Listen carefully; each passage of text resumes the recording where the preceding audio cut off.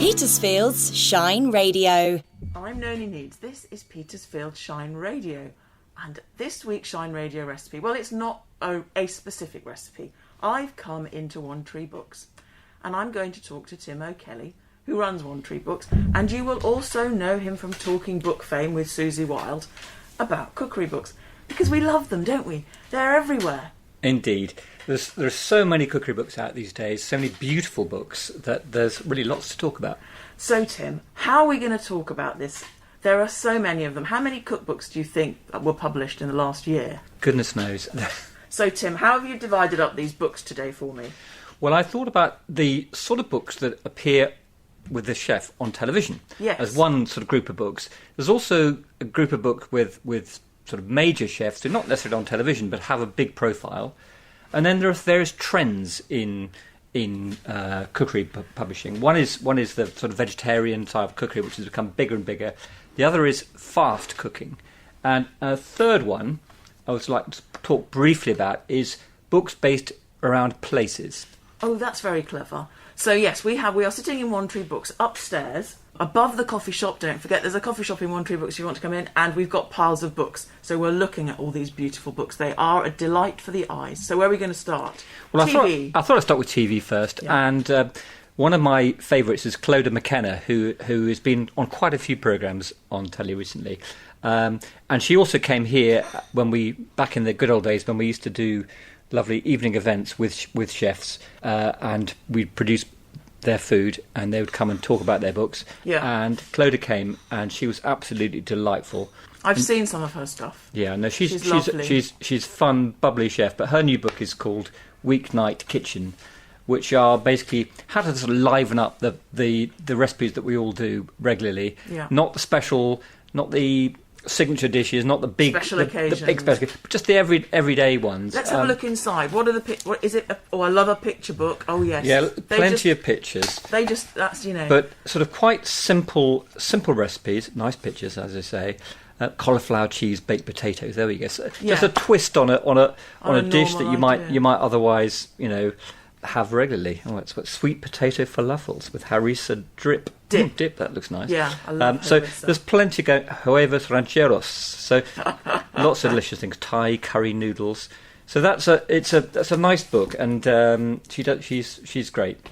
Another one I've got here is Mary Berry Everyday. Now Mary Berry, I love Mary Berry. She's on our screens every day just about. She comes at you from everywhere. She does, and lots of just traditional style dishes that she's. But she's safe but imaginative. Yeah, so I think that's right. You're going to have a good recipe from her. Exactly. You know where you are. So that's also quite fun. So those are a couple of sort of TV ones. Yeah. So I was big on Nigella. Oh yes. I bought all of Nigella's when she was chefing away on TV. Yeah, no, she's very popular, and especially this last Christmas, her latest book went down really well. So a brand new book out, Tom Kerridge, Outdoor Cooking. Now he's on telly a bit, so he sort of fits both sides, but he's a sort of celebrity chef, really, I suppose. But most famous for his weight loss. Absolutely, he's half the man he was. Outdoor cooking, this is sort of barbecues and things like that, which is obviously right now is very current, and very handy. How to make a sweet potato and black bean burger. Again, lovely typography and lovely pictures. Yeah, and fairly simple to use. Clear, 10-point, plan on exactly how you go about the meal, how your preparation, what you need, and everything. So it's nicely laid out, and what it should look like if you manage to achieve the result you want. Yes, the skewer perches perfectly through the burger. Exactly, and just the right degree of blackness, not completely burnt through like most of my barbecuing. Now, ottolenghi, Tim's just pulled up ottolenghi. Now, I think I've got a lot of ottolenghis.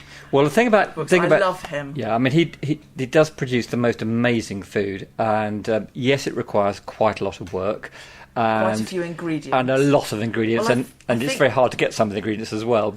And it's very different flavours that he puts together, which I just think they're really fantastic. If you've got a bit of time, to A, get all the things, and B, spend a bit of time just preparing stuff, because it does take quite a long time. So we're looking at ottolenghi flavour, but his simple ottolenghi was very, very popular last year. Yeah, even that's not that simple, to be honest. But this certainly isn't. Another guy who's really in the news is Joe Wicks. Joe Yes, Wicks. he's all over it. He's all over it. Joe's Family Food. I mean, he's done all his. He's done a number of books now, but this is kind of pretty straightforward food, obviously with sort of health in mind. Yes. And sort of good flavours and simple food. I think he might have had a bit of help, because it's not really his thing, cookery. No, but I suppose nutrition is very much part of what he does for a healthy lifestyle, and his sort of, I don't know, his get up and go and his enthusiasm come out in the book. You need energy if you're a Joe Wicks exerciser. Now, we're moving on to something that I've had to deal with. My children became plant-based about 6 months ago. They've all watched Game Changer on Netflix and become obsessed with plant-based eating, so 16 and 18-year-olds. That's great, but then I have to adapt all my cooking. And this recipe book, so tell me about... Mob Veggie. Now, the Mob crew, they've done several cookbooks. All right. This is basically how to feed about 4 people for under a tenner. That's brilliant. So that's the main aim of the book. But this, and also without... The recipes are fairly straightforward, very much of the Instagram age, this book, and even gives you a piece of music to listen to when you're lovely. Doing your prep. And all the recipes are fairly quick to make. I've done several of these, and I haven't had a bad one yet. That's interesting. So tell me, when you get a new cookbook in, do you cook some of the recipes from it just because you have to? You know, because someone's going to say, Tim, tell me what cookbook you like. Well, no, I can't really claim to being quite so efficient and effective as that. But I do quite a lot of vegetarian cooking, right? And so I do pick up quite a few of the vegetarian books and give them a go, give them a run through. Because there are people that they buy. I mean, I've got lots of friends. They've got stacks and stacks of cookbooks in their kitchen, and they buy a book and they work through the whole book, and they tell you which recipes are great.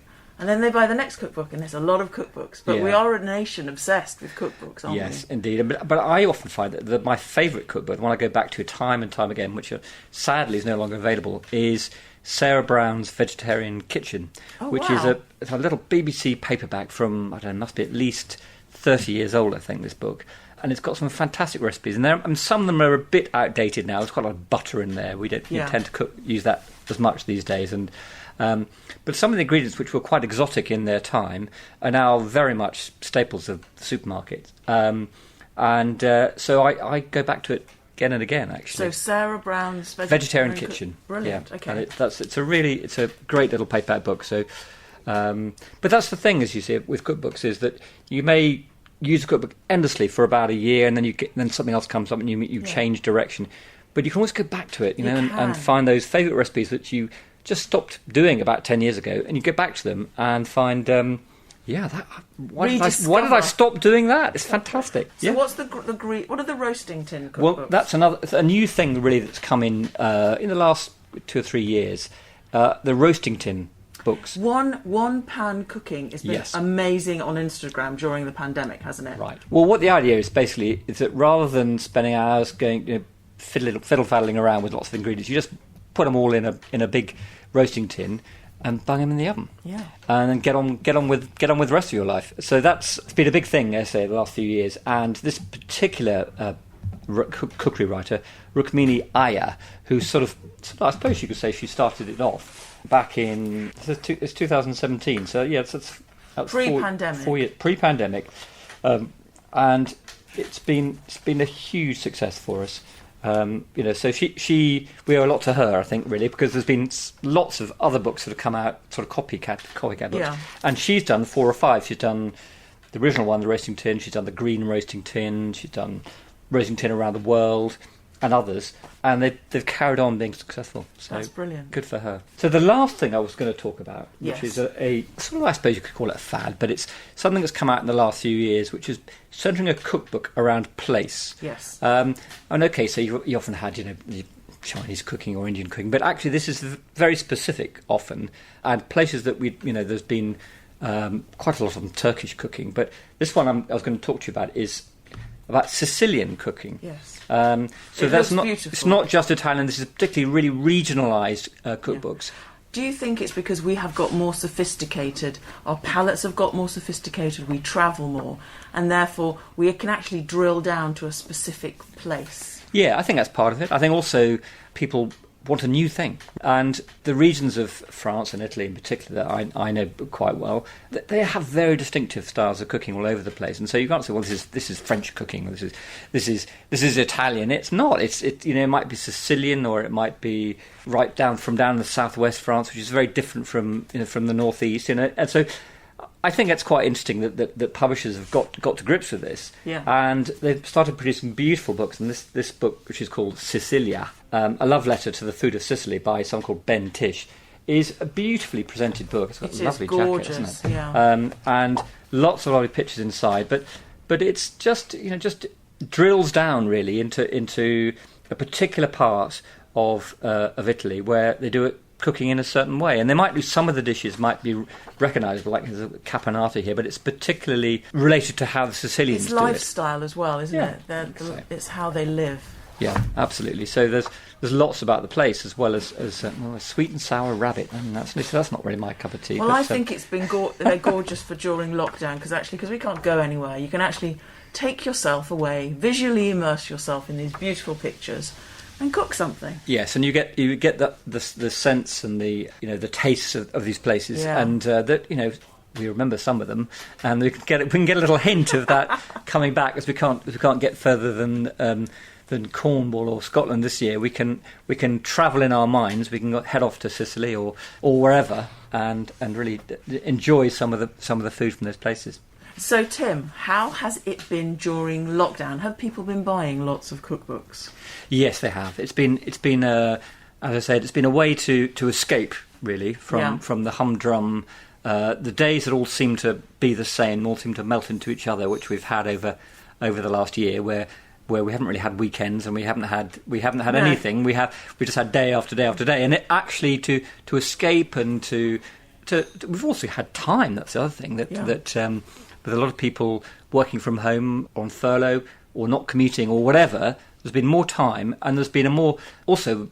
You can't just go out and escape and go to a lovely Italian restaurant down the road or go out for a nice curry. So often you had to do it yourself, and so I think the supermarkets have been having a fun time sourcing all these interesting ingredients. I remember, there were all sorts of things, like you couldn't get flour in the first lockdown, could you? Because toilet roll and flour, and people were going into pizza places and buying yeast as well. Yeah. Friends in London, sacks of flour, and it's like you couldn't get flour. No. Odd things you couldn't get, like tomato puree. They ran out of that, and they ran out of Marmite because they weren't doing brewing beer, so there wasn't any leftover yeast, and all sorts of things that were suddenly disappeared from the shelves. So so you had to be a bit more imaginative in your cooking in order to escape from reality. So cookbooks were particularly good during lockdown. That's great.